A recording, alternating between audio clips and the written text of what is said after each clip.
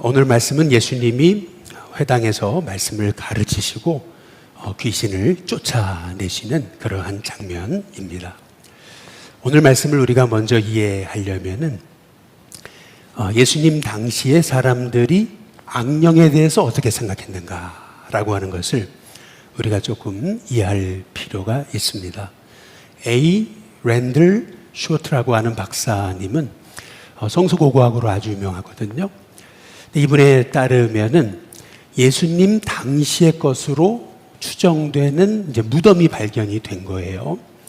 그래서 무덤을 이렇게 파서 연구해 보니까 그 무덤 하나에 사람 120명의 두개골이 나오게 된 겁니다. 그런데 그 120명의 그 두개골에 6 두개골에 아주 특이한 점이 있었던 거예요. 이제 그게 뭐냐 하면은 그 두개골에 이제 구멍이 이렇게 뚫렸던 거죠. 그런데 요새는 워낙에 이렇게 과학이 발전해서 다 알아볼 수가 있잖아요. 연구하고 조사해 보니까 이제 이 사람들이 죽은 다음에 머리를 뚫은 게 아니고 살아있는 사람의 머리를 뚫었다라고 하는 그러한 연구 결과가 나오게 된 것입니다. 무슨 일이 있었을까요? 여러분이 짐작하시겠듯이 사람이 귀신 들렸습니다. 그래서 영적으로 이상하잖아요. 막 사람들이 아주 이상 행동을 해요. 그랬을 때 당시 사람들은 귀신을 머리에서 빼낸다라고 하는 명목으로 멀쩡한 사람의 머리에다가 구멍을 뚫은 거죠. 근데 더 경악할 것은 뭐냐 하면은 구멍을 뚫으면 이제 두개골에서 뼈가 나오잖아요. 또 이제 그거를 부적 삼아서 이제 목에 걸고 다닌 그런 목걸이에 흔적이 있더라라고 하는 거예요. 그런데 이게 소위 이스라엘 당시 안 믿는 주술사들의 이상 행동만이 아니고 이게 바로 하나님을 믿는다고 하는 유대인들 소위 제사장들마저 이런 행동을 했다라고 하는 이제 그러한 어처구니 없는 그러한 얘기입니다. 얼마나 이 치유 방법이 잘못되었는지 우리가 당시의 상황을 고고학적으로만 생각해 봐도 우리는 알 수가 있는 거거든요. 오늘 말씀을 통해서 우리는 예수님의 치유 방법에 관해서 우리는 살펴보게 이제 되는 것입니다. 21절을 보시면은 예수님이 안식일에 회당에 들어가서 말씀을 전하시거든요. 여러분 왜 회당에 들어가셨을까요? 당시에 회당의 예배 방법은 지금과 많이 다릅니다. 전문 설교가가 없었어요. 대신 당시의 예배의 방법은 핵심은 교육에 있었습니다. 그래서 예배 방법이 어떻게 되는 거냐 아주 단순했는데 성경을 두루마리를 있는 두루마리를 한 사람이 읽는 거예요. 들고 읽는 겁니다. 그러고 나면은 소위 권위 있는 사람, 대개는 랍비 같은 사람들이 그 읽은 말씀을 해석해 주는 거. 근데 이것이 당시의 예배의 방법이었던 거예요. 혹은 가끔은 소위 자원하는 사람이 내가 이 말씀을 좀 해석해도 되겠냐라고 요청하면 얼마든지 그 사람이 그 말씀을 해석하는 그런 기회를 주었던 것이 당시 회당의 예배의 모습이었던 것입니다. 그렇다고 한다면 예수님 왜 회당에 가셨을까요? 회당에 가면 말씀 들을 사람이 있기 때문에 그러셨던 것 아니겠어요? 우리는 마음으로만 전도하려고 그러는 거잖아요. 마음으로는 전도하려고 그러는데 그런데 우리 예수님은 마음으로만이 아니고 예수님 회당에 가셔서 예수님은 사람들에게 복음을 전하셨다라고 하는 것을 볼 수가 있습니다. 사람이 있는 곳을 찾아가고 말씀 들을 영혼을 찾아가서 말씀을 전하셨다라고 하는 것을 볼 수가 있는 거예요. 그런데 우리가 성경을 자세히 한번 읽어보시면은 사도행전을 한번 보시면은 사도 바울의 전도 방법이 예수님을 꼭 본받았습니다. 사도 바울은 꼭 가는 곳마다 회당에 들어갔습니다. 회당을 찾아갔고요. 회당이 없으면 기도처가 있습니까? 라고 묻기도 했습니다. 그게 빌립보서의 내용이죠. 빌립보 교회가 생긴 이유죠. 사도 바울은 늘 회당에 가서 복음을 전했어요. 그래서 회당장이 예수님을 믿게 되고요. 이제 그게 고린도 교회고요. 그리고 데살로니가에서도 회당에 찾아가서 복음을 전했던 것을 이제 볼 수가 이제 있는 것입니다. 저는 우리 일신교회 성도님들도 올해 하나님 저도 전도할 수 있게 해달라고 기도할 수 있는 저와 여러분이 되시기를 주님의 이름으로 축복합니다. 결국 하나님 가장 기뻐하시는 일이 뭘까라고 했을 때 그것은 전도하는 것이라고 하는 거죠. 그래서 예수님께서는 12제자를 부르세요. 그리고 나서 가장 첫 번째 하신 일이 뭐냐 하면은 그게 오늘 말씀인데 회당을 찾아가신 거예요. 이유는 뭐냐면 전도하시려고, 복음 전하시려고, 천국 복음을 가르치시려고 예수님은 12제자를 세운 다음에 사람이 어떤 일을 하려면 혼자는 할 수 없잖아요. 동역자가 있어야 되는 거거든요. 그래서 하나님 나라의 동역자로 하나님이 12제자를 세우시고 그리고 나서 예수님이 하셨던 일은 뭐냐 하면은 회당에 들어가신 거예요. 전도하신 거죠. 이번에 명절에 저희 아내의 고모를 만났어요. 그런데 참 너무 도전을 너무 많이 받았어요. 광양에서 평생 40년 넘게 목회하시다가 은퇴하신 지 꽤 되셨어요. 80이 가까우신데 요즘에 하시는 일은 새벽 예배를 마치면은 바로 광양역으로 나가신다는 거죠. 그래서 광양역에서 젊은이들을 찾아서 전도하신다는 거예요. 근데 전도하는데 특별히 자기가 만나서 전도하는 사람들은 주로 젊은이들이라는 겁니다. 사람들이 싫어할 것 같은데 너무나 놀랍게도 복음으로 준비된 사람이 많더라라고 하는 그러한 얘기예요. 그러면서 이제 영상을 찍은 거를 보여주세요. 실제로 그걸 영상을 찍으셨더라고요. 매일. 그날도 광양에서 원주까지 9시간을 차를 타고 오셨어요. 그런데 그날도 새벽 기도를 끝내고 그날 그 명절에도 가서 복음을 전하고 오셨더라고요. 그러면서 전도팔찌를 하루에 한 200개씩 만드는데 더 이상은 못 만든대요. 그런데 전도팔찌를 한 문큼 주시면서 전도하라고, 전도해야 된다고. 전도하지 않으면 그러면 어떻게 그 영혼이 천국 갈 수 있냐고, 지옥 갈 수밖에 없지 않냐고. 그러면서 전도하는데 놀라운 사실은 사람들이 싫어하고 막 그럴 것 같잖아요. 물론 그런 사람도 있어요. 그러나 전도하는 모습을 보면서 어떤 분이 아니 당신이 다니는 교회는 어떤 교회냐고. 내가 당신이 다니는 교회라면 나도 가고 싶다고. 그래서 함께 교회를 다니게 되는 그러한 은혜가 있게 됐다라고 하는 사실입니다.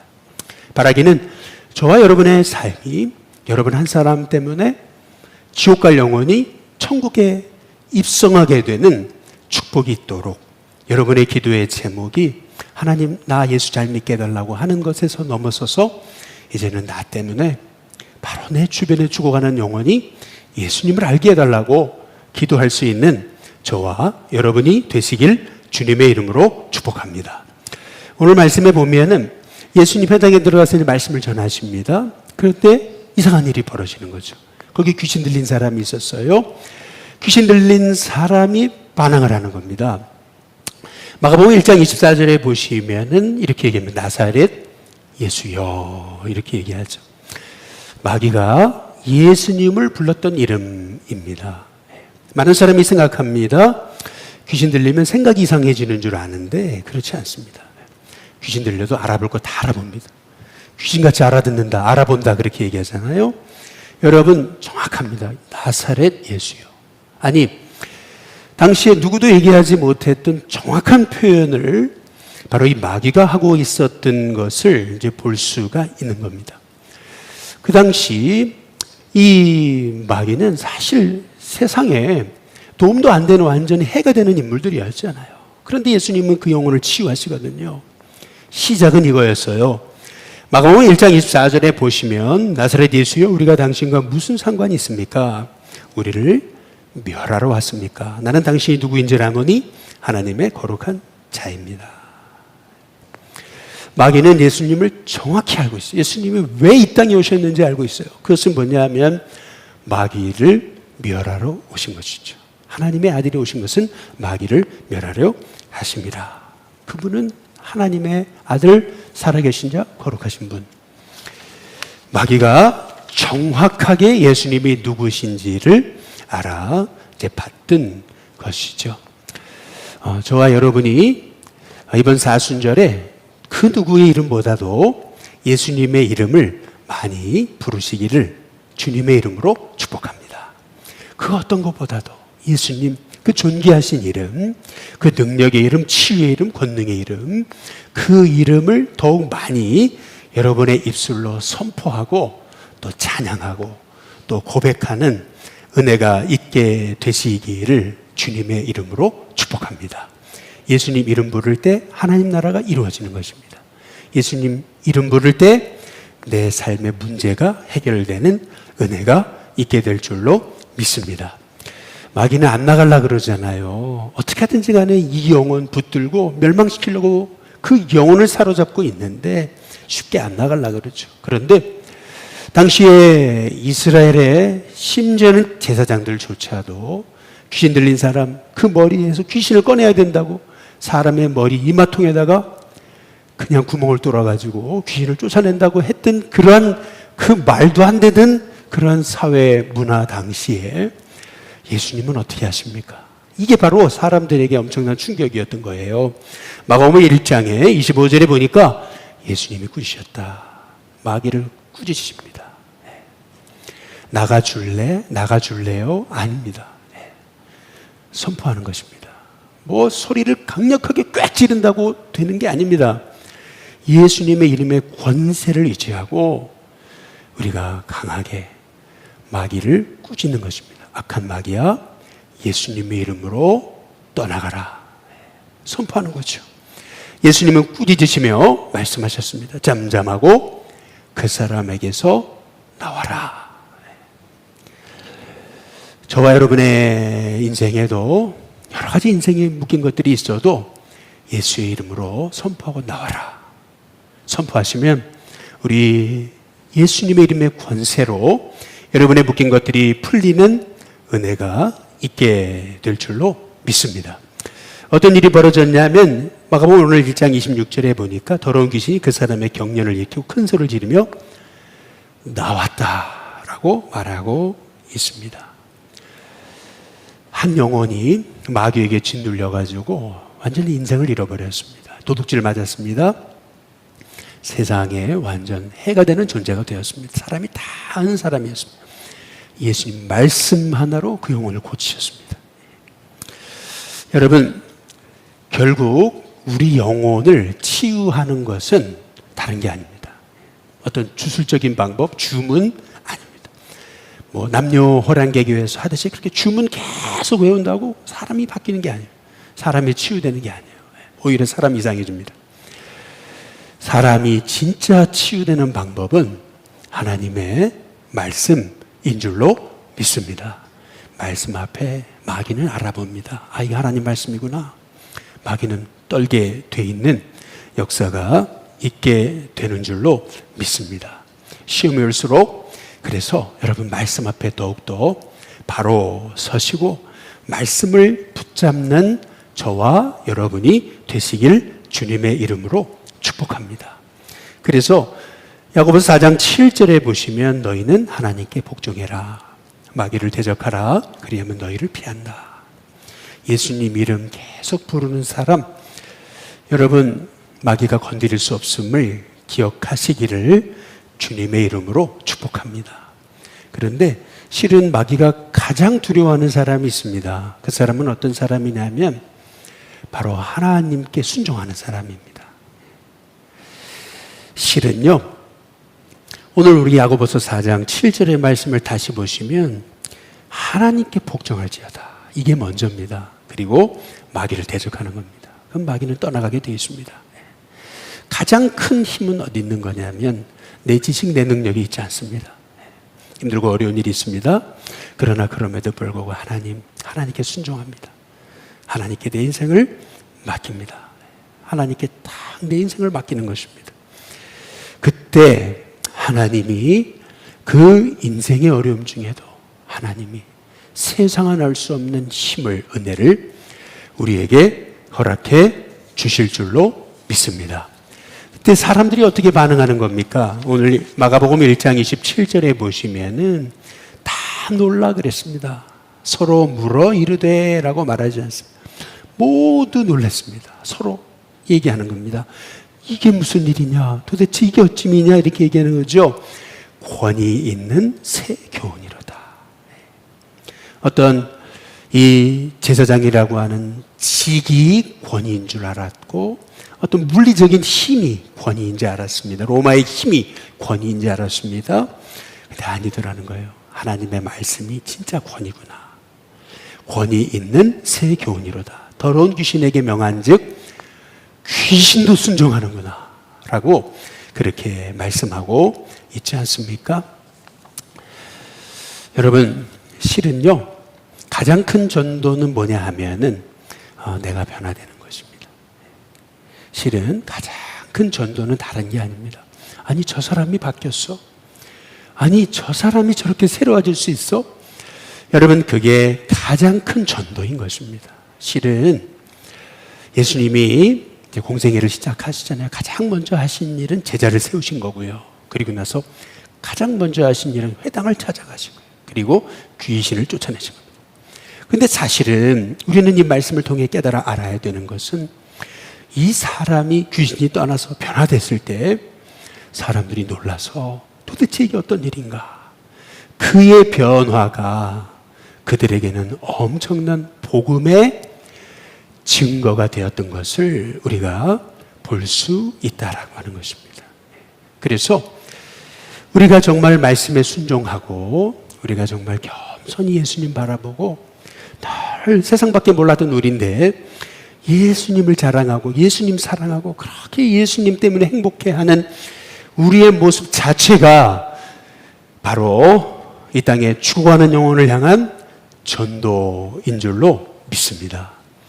우리 베드로전서 5장 6절 우리 같이 한번 읽어보실까요? 같이 읽습니다. 함께 읽습니다. 시작. 그러므로 하나님의 능하신 손 아래서 겸손하라. 때가 되면 너희를 높이시리라. 여러분, 무엇이 겸손입니까? 자꾸 자기를 낮추는 게 겸손이라고 생각해요. 자기를 낮추는 게 겸손이다. 그러나 여러분, 진정한 겸손은요 자기를 낮추는 것처럼 보이면서도 겸손하지 않은 사람이 많습니다. 진정한 겸손은 뭐냐면요 나를 드러내는 게 아니고 예수님을 드러내는 거예요. 예수님을 높이는 거예요. 끊임없이 하나님의 능하신 손 아래서 예수님을 높이는 겁니다. 예수님을 자랑하는 겁니다. 그러면 때가 되면 너희도 높이시는 것입니다. 여러분, 오늘 우리가 사순절 특별 새벽 기도회 우리가 둘째 날로 우리가 열었습니다. 예수님은 공생애를 시작하셨습니다. 제자를 세우셨습니다. 회당에 들어가셨습니다. 귀신을 쫓아내셨습니다. 그 영혼을 치유하셨던 방법은 다른 게 아니었습니다. 말씀 한마디였습니다. 말씀 한마디가 저와 여러분 가운데 임해도 여러분의 영은 살아나게 될 줄로 믿습니다. 그래서 하나님, 제가 다른 것에 서지 않게 하시고 자꾸 사람의 소리에 귀 기울이지 않게 하시고 말씀 위에 서게 하여 주옵소서. 말씀이 붙잡히게 하여 주시옵소서. 그래서 말씀이 송이꿀보다 더 달게 되어서 이 말씀이 너무 좋아서 그냥 말씀을 붙잡았을 뿐인데 내 삶에 하나님 주시는 감사로 흘러넘치는 인생이 되어 내가 가는 곳마다 영혼이 일어나고 영혼이 변화받고 영혼이 새로워지는, 그 전에는 나 하나도 내가 감당하지 못했던 인생이었는데 이제는 나 한 사람 때문에 참 많은 생명을 살려내는, 지옥 갈 영혼을 천국 가게 만드는 복의 통로로 쓰임받는 저와 여러분이 되시길 주님의 이름으로 축복합니다. 오늘 말씀의 마지막으로 보시면 마가복음 1장 28절에 우리 한번 같이 한번 읽어보겠습니다. 함께 있습니다. 시작. 예수의 소문이 곧 온 갈릴리 사방에 퍼지더라. 예수님이 한 사람 변화시켰을 뿐이에요. 한 영혼을 치유하셨을 뿐이에요. 예수님이 한 영혼을 말씀으로 고치셨을 뿐이에요. 예수님이 한 영혼의 귀신을 떠나가게 하셨을 뿐이에요. 그런데 그 놀라운 치유의 사건이 온 갈릴리 사방에 그것도 순식간에 퍼졌다라고 말씀하고 있습니다. 여러분, 하나님의 하시는 일은 순식간입니다. 내 인생에 문제가 막혀 있는 것 같아도 하나님은 순식간에 여러분의 인생의 길을 여시는 분이 우리 하나님이신 줄로 믿습니다. 말씀 한마디로 이 세상을 만드셨습니다. 순식간에 이 세상이 탄생했습니다. 마찬가지입니다. 지금도 우리 하나님이 역사하시면은 우리의 삶에 묶인 문제들이 순식간에 해결될 수 있습니다. 우리가 이 말씀을 부여잡고 이제 예수님 안에 능력이 있습니다. 우리가 깨달으면서 오늘 여러분의 삶이 예수님을 많이 말하고 예수님을 많이 드러내고 예수님 모르는 사람에게 예수님을 전해서 무엇보다 내 변화된 삶, 내 달라진 삶, 새로워진 나의 삶이 사람들에게 소망이 되어 그 영혼들도 소망 대신 예수님을 만날 수 있는 은혜가 있게 해달라고 기도할 수 있는 저와 여러분이 다 되시기를 주님의 이름으로 축복합니다.